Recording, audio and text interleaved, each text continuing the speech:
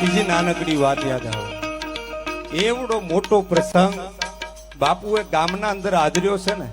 એક નાનકડી વાત આપણી ધરતીની વાત મને યાદ આવે. એ જુનાગઢના ઉપર શ્રવણગર બાપુના બહેણા અને એમને અંદર કોડ જાગ્યો કે મારે બહુ મોટો ભંડારો કરવો છે. એ જુનાગઢના ઉપર એ બાપુને કોડ જાગ્યો કે બહુ મોટો ભંડારો કરવો છે, બધાય સાધુ સંતોને તેડાવવા છે. અને બાપુના સેવકો હળી મળી ભંડારાનું આયોજન કર્યું. પણ એમાં એ સમયની વાત, એક મહાત્મા સિદ્ધ યોગી પુરુષો જે અષ્ટ સિદ્ધિને પોતાના તાપમાં કરેલી એવો જાલમગર ઝુંગા નામનો એક સિદ્ધ યોગી, અને સિદ્ધ યોગી એવો મંત્ર તંત્રનો જાણકાર. એ ભંડારાનું આયોજન થયું ને જાલમગર ઝુંગા પોતાની ભેળા બે પાડા રાખે અને બીજા વાંદરાઓની એ પાડાની ઉપર બેઠક હોય, નાના નાના નગારા મૂકે, આ નાનકડી ડેડીઓ મૂકીને એમની જમાત આખી લઈ અને જાલમગર ઝુંગા નામનો એ મંત્ર તંત્રને જાણકાર એ યોગી જુનાગઢ પહોંચ્યો અને શ્રવણગર બાપુની પાસે જઈ એ પાડાની જમાત લઈને આવ્યો ઉસ્તાદ રજનીભાઈ. અને એ શ્રવણગર બાપુના પાસે પોતાનું એક કમંડળ લઈને ઉભો અને શ્રવણગરને એટલું કીધું કે તમારે ભંડારો કરવો હોય ને તો કરી લ્યો, પણ કે મારી એક શરત છે. કે કઈ શરત? જો તમે મને હરાવશો, તમે મને હેરવી નાખો ને તો તમને ભંડારો કરવાની રજા દઉં, બાકી જો હું જીતી ગયો તો તમારે મારો એક સવા રૂપિયો કર અને હું જેમ કહું એમ તમારે કરવું પડશે. શ્રવણગર બાપુ કે ભલે, તમારી શરત શું છે? તો કે આ મારું કમંડળ તમે પેલા ઘીથી ભરી દો. જાલમગર ઝુંગા એ પોતાનું કમંડળ લઈને ઉભો થઈ ગયો અને શ્રવણગર બાપુએ પોતાના સેવકને આદેશ કર્યો કે આ ઘીનો જે ઘડો પડ્યો છે એ લાવી અને બાપુના કમંડળમાં નાખો. કમંડળ આપણું અને ઘીના ઘડાની સાઈઝ મોટી કે અડધો ઘડો ઘીનો થાય તો કમંડળ ભરાઈ જાય. પણ જાલમગર એ મંત્ર તંત્રનો જાણકારી સેવક ઘીનો ઘડો લઈને આવ્યો, આખો ઘીનો ઘડો કમંડળમાં ખાલી કરી દીધો. કમંડળ ભરાતું નથી. બીજો ઘડો લઈને આવ્યા, એ ઘીના ડબ્બામાં ખાલી કરી દીધું, કમંડળ ભરાતું નથી. 5-10 ઘડા ખાલી થઈ ગયા. પછી શ્રવણગર બાપુ સમજી ગયા કે આ જાલમગર છે ને એ આજ પારખું કરવા માટે આવ્યો છે, આજ કસોટી કરવા માટે આવ્યો છે. બે હાથ જોડી અને એ દિવસે જુનાગઢના ભંગાળામાં શ્રવણગર બાપુ એટલું કીધું કે સાંભળી લો જાલમગર, કદાચ તમે મંત્ર તંત્રના જાણકાર છો, આજ તો તમે જુનાગઢમાં આવીને મને ડરાવી શકો, મને ભંડારો કરતા તમે રોકી શકો, પણ ઉત્તર ગુજરાતની ધરતી છે, એ ઉત્તર ગુજરાતની ધરતીમાં કાંકરેજનું પાદર અને કાંકરેજના પાદરમાં દેવ દરબારની જાગીરી જ્યાં ઓગણનાથ મહારાજના બહેણા હતા અને એમના પેઢી દર પેઢી હાલના મહંત એટલે મંછાનાથ મહારાજના બહેણા છે.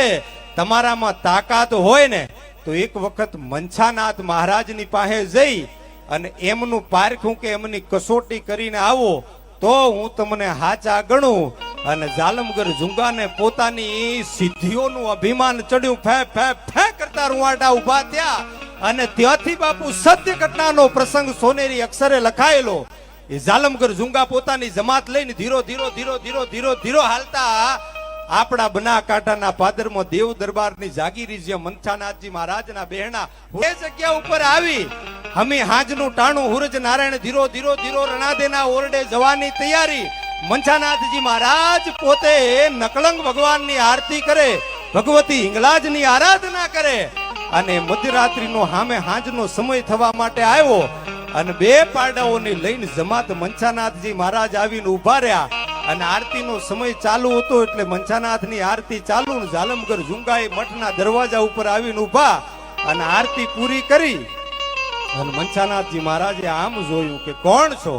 તો કે હું જાલમગર ઝુંગા. કે પધારો પધારો. જાલમગર ઝુંગા કે એમને નો પધારું, તમે મારી શરત સ્વીકારો, એ શરત માનો અને જો તમે શરતમાં જીતી જાઓ તો હું મઠના અંદર બહેણા કરું, બાકી તમારી હાર સ્વીકારો ને 1.25 રૂપિયો મને કર આપો. અને તે દિવસે વંશાનાથજી મહારાજે બોલ્યા કે બાપુ 1.25 રૂપિયો તો શું, અહીં તો નકળંગ ભગવાનની મહેર છે, મારા રામચંદ્રની મહેર છે. કરોડો રૂપિયાના તમારી આગળ ઢગલા કરી દઉં, પણ આ શરતોની વાત ન કરો. કરવા વાળો હું નથી, એ તો મારો ને તમારો બાપ ભગવાન રામ બેઠો છે. પણ જાલમગર માન્યા નહીં હો. અને પોતાના હાથમાં એક ત્રિશુલ હતું અને ત્રિશુલ ફણના ફેંક કરતો છૂટો ઘા કર્યો અને મઠના અંદર ધરતીના અંદર ત્રિશુલ ધરબી દીધું. અને મહારાજ પોતાની સિદ્ધિઓના અભિમાનમાં આવી અને આ બનાસકાંઠાના પાદરના સંતને એટલું કીધું હતું કે સાંભળો, તમારા ભગવાનની તાકાત હોય, તમારી ભક્તિની તાકાત હોય તો આ ત્રિશુલને ધરતીમાંથી બહાર કાઢીને બતાવો, નહીતર હાર સ્વીકારો, હાર કબૂલ કરો ને 1.25 રૂપિયો કર આપો. મનસાનાથ બાપુ કે આ પારખા કરવાના રહેવા દો, પણ મનસાનાથ ની વાત જાલમગર માન્યા નહીં. અને એ દિવસે આરતી પૂરી કરીને આવ્યા અને એક નાનકડું બાળક, 7 વર્ષનું બાળક પોતાના બાજુમાં ઊભું હતું.